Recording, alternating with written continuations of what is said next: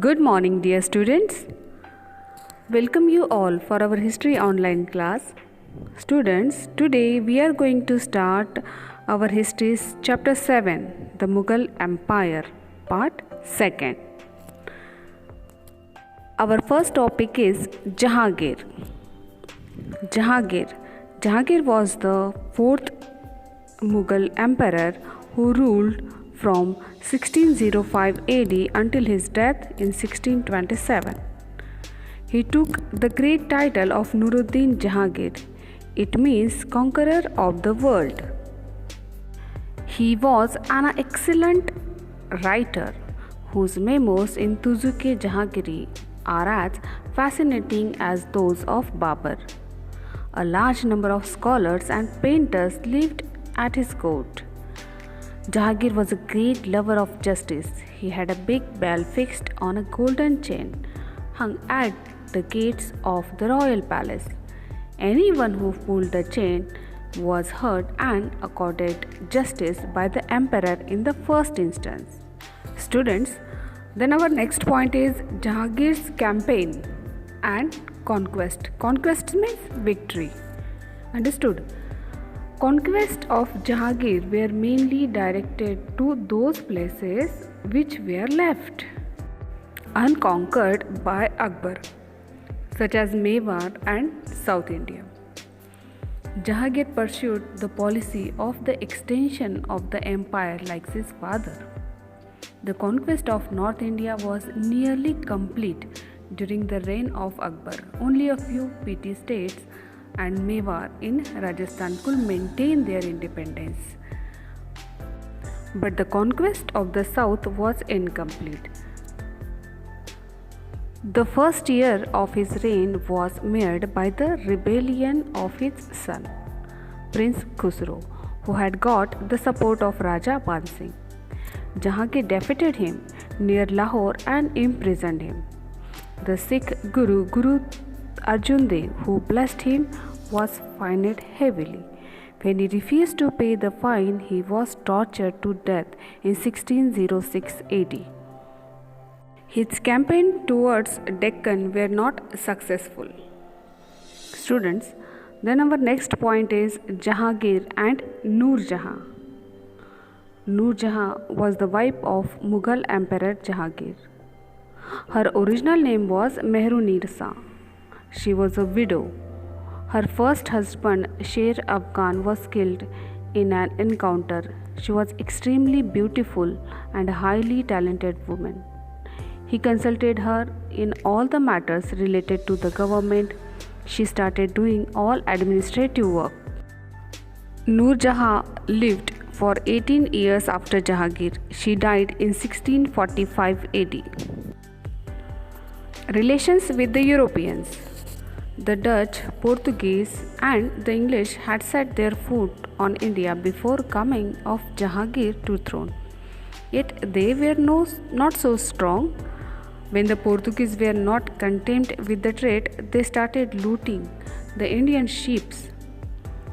That time the king became angry when he heard about their piracy and he refused to have any trade relations with them. At the same time, William Hawkins of England visited India in 1608 AD and he tried to get some trade concessions from Jahangir, but he failed and went back in 1611 AD. After that, in 1615 AD, Sir Thomas Roe was sent to India as the ambassador of English king. He succeeded in getting the trade concessions from the Mughal king for the British traders. Shah Jahan, Shahabuddin Muhammad Khurram, better known by his original name Shah Jahan. His reign from 1628 to 1658. Under his reign, the Mughal Empire reached the peak of its cultural glory. Shah Jahan commissioned many monuments, the best known of which is the Taj Mahal in Agra. Shah Jahan was also known as Khurram. Khurram ascended the throne in 1627 AD. After defeating and killing Shahryar, whom Nur Jahan wanted to put on the throne, after ascending the throne, Khurram got the title of Shah Jahan, which means the king of the world. Shah Jahan constructed a number of beautiful buildings which he designed himself. All his buildings were studded with jewels, pearls, gems, gold, and silver. These buildings are the finest mixture of Persian and Indian art and architecture. He constructed the Taj Mahal in the memory of his beloved wife Mumtaz Mahal. It was constructed of pure white marble.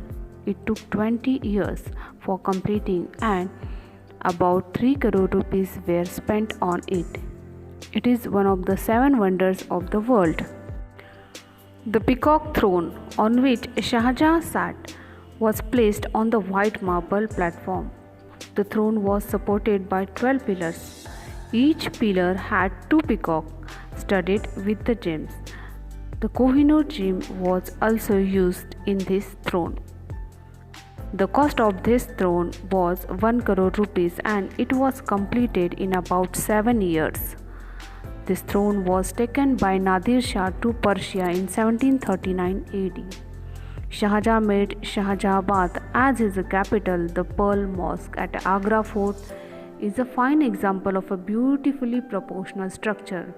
He also built Jama Masjid, the largest Muslim sanctuary in India. Shah Jahan's conquests and campaigns. Shah Jahan was a great general. He was also very ambitious to extend his kingdom. He wanted to revive his grandfather Akbar's policy of expansion. In 1628 AD, Raja Juzair Singh of Bundelkhand revolted against Shah Jahan, but he was not successful in this revolt. He again revolted in 1635 AD, but in this revolt also he was defeated and killed.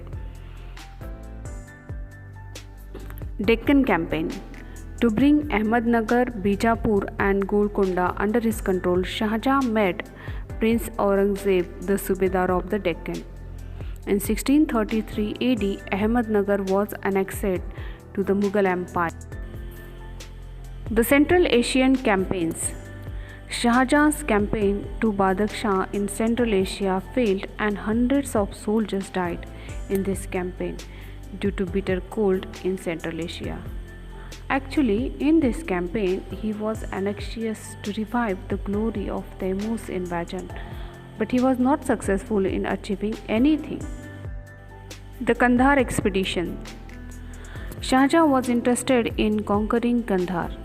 In 1638 AD, Ali Mardan Khan, who was the governor of Kandahar, handed it over to Shah Jahan because of being annoyed with the Shah Jahan of Persia. But the Shah of Persia captured Kandahar again in 1649 AD. Shah Jahan tried his best to conquer it again, but all in vain. Kandahar was lost from the Mughals forever. Aurangzeb. Aurangzeb was the third son of the Emperor Shah Jahan and Mumtaz Mahal. He grew up as a serious-minded and a devout youth. He showed signs of military and administrative ability early. These qualities combined with a taste for power brought him into rivalry with his eldest brother, the brilliant and violent Dara Shikoh, who was designated by their father as his successor to the throne. From 1636, Aurangzeb held a number of important appointments, in all of which he distinguished himself. He commanded troops against the Uzbeks and the Persians with distinctions, and as a viceroy of the Deccan provinces in 2 terms reduced the 2 Muslim Deccan kingdom. He was narrow-minded and intolerant towards other religions. The Mughal Empire reached its greatest extent under him. But due to his religious intolerance, he had to face many revolts, such as those of the Bundelas, Sikhs, Jats, and Satnamis. He also lost the loyalty of the Rajputs. He ruled strictly according to the Islamic laws. Jizya was reimposed on Hindus. Conflicts with the Sikhs. Guru Nanak Dev laid foundation of the Sikh religion. The fifth Guru, Guru Arjan Dev, built the famous Golden Temple at Amritsar and completed the Adi Granth, the holy book of the Sikhs. During the reign of Jahangir, the conflicts between the Sikhs and the Mughals was triggered because he had sentenced their Guru to death. As a result, the Sikhs became annoyed and their sixth Guru, Guru Hargobind, started giving training to his followers in the martial art. Aurangzeb arrested the ninth Guru, Guru Tegh Bahadur, and his 5 followers and brought them to Delhi. He was asked to embrace Islam.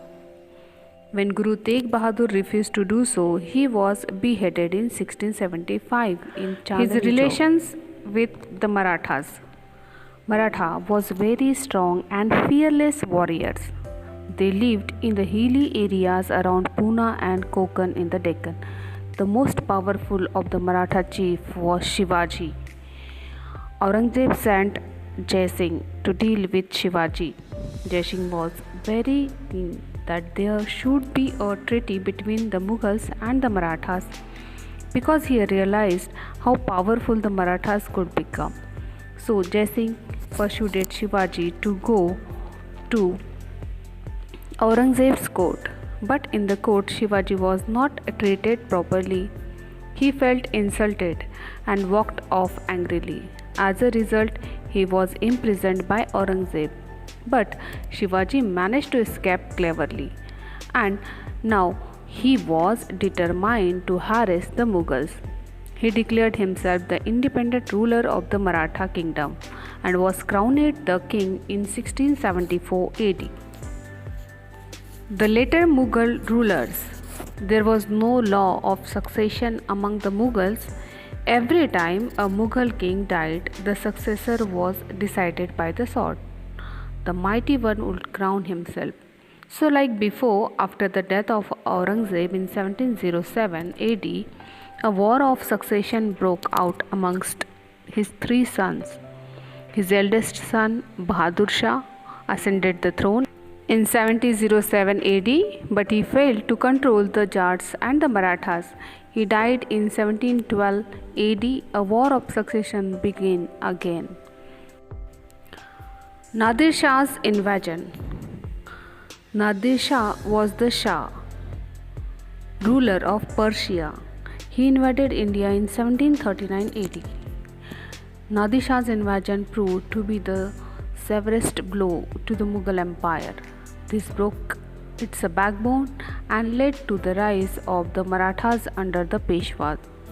Soon the Maratha influence extended up to Delhi.